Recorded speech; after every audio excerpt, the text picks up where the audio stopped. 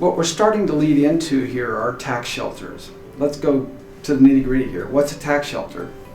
The first thing that I'll tell you is that the tax court consistently denies deductions, credits, and losses stemming from anything that it deems as a tax shelter. One definition of a tax shelter that I like is any arrangement where you can invest $1 and lose $2 or more.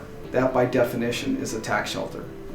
The courts routinely use the substance over form document to toss out any arrangement where the substance of the transaction is achieving a tax shelter, irregardless of its form.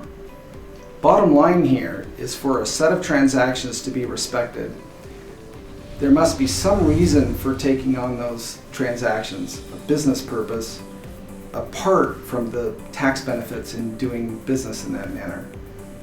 Transactions that have been found by the tax court to be generic tax shelters by definition are the following: investments in the cable television industry, investments in master music recordings, investments in inventions, investments in mining activities, investments in film rights, investments in art packages, investments in videotape recordings, and in luxury yacht rentals.